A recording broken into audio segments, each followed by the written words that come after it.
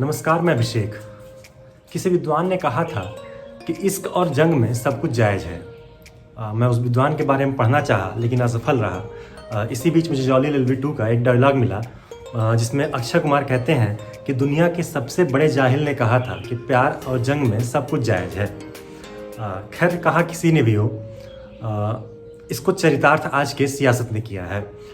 तो दोस्तों, आज के पंचनामा में हम इसी सियासत पर बात करेंगे।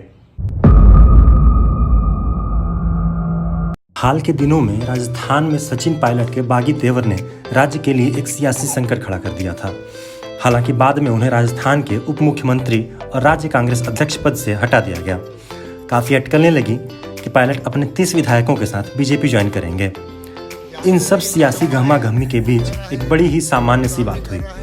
मुख्यमंत्री अशोक गहलोत के 2 करीबी नेताओं समेत 5 लोगों के 24 ठिकानों पर इनकम टैक्स ने छापेमारी की। इनमें से एक कांग्रेस के प्रदेश उपाध्यक्ष राजीव अरोड़ा भी थे। अब आपको लग रहा होगा कि इनकम टैक्स की रेड पड़ गई और हम इसे सामान्य सी बात कर रहे हैं। जी हाँ, इसमें कुछ नया नहीं है। बीजेपी के लिए अपने विरोधियों पर इनकम टैक्स का रेड कराना सामान्य सी ही बात है। अप्रैल 2019 में छपी एक रिपोर्ट के मुताबिक 2019 लोकसभा चुनाव की घोषणा के बाद इनकम टैक्स ने विपक्षी पार्टियों पर 11 रेड किए हैं। हालांकि डिपार्टमेंट ने इसका पूरा ब्यौरा देने से मना कर दिया है। तेलुगु देशम पार्टी के चंद्रबाबू नायडू ने तो लोकल इनकम टैक्स ऑफिस को बीजेपी का ब्रांच ऑफिस भी करार दिया था। खैर, इन सब के बीच 15 जुलाई यानी बुधवार को एक खबर आती है कि इलेक्शन कमिश्नर अशोक लसारा को एशियन डेवलपमेंट बैंक में बतौर उपाध्यक्ष नियुक्त किया गया है। इस बैंक का मुख्य ब्रांच फिलीपींस में है।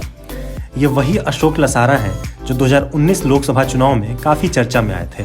उन्होंने लोकसभा चुनाव में नरेंद्र मोदी और अमित शाह को आदर्श आचार संहिता के उल्लंघन के मामले में मुख्य चुनाव आयुक्त सुनील अरोड़ा के क्लीन चिट के फैसले का विरोध किया था और पत्र लिखकर कहा था कि जब तक उनकी असहमति को रिकॉर्ड नहीं कर लिया जाता, वह इस मामले के किसी भी बैठक में हिस्सा नहीं लेंगे।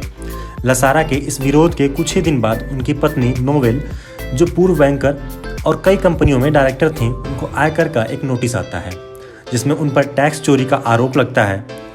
नोवेल बताती हैं कि उन्होंने 28 साल तक स्टेट बैंक के लिए काम किया है। वह प्रोफेशनल काम को समझती हैं, इसलिए उन्होंने कभी टैक्स की चोरी नहीं की। इनकम टैक्स की यह नोटिस लवासा की पत्नी ही नहीं, पेशे से डॉक्टर, उनकी बहन और ऑर्गेनिक फूड कंपनी के डायरेक्टर उनके बेटे अबीर लवासा को भी जाता है।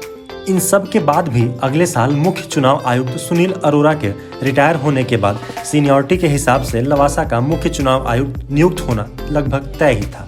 लेकिन एशियन डेवलपमेंट बैंक में उपाध्यक्ष के पद पर नियुक्त करके उन्हें मुख्य चुनाव आयुक्त के पद से कोसों दूर कर दिया गया। इन सब से एक बात तो आसानी से समझी जा सकती है कि लवासा, जो बीजेपी के लिए अगले लोकसभा चुनाव में गले का कांटा बन सकते थे, उन्हें बड़े ही आसानी से एशियन विकास बैंक का उपाध्यक्ष बनाकर साइड कर दिया गया। ऐसे ही तमाम जानकारियों के लिए जुड़े हमारे चैनल द गार्बेज से।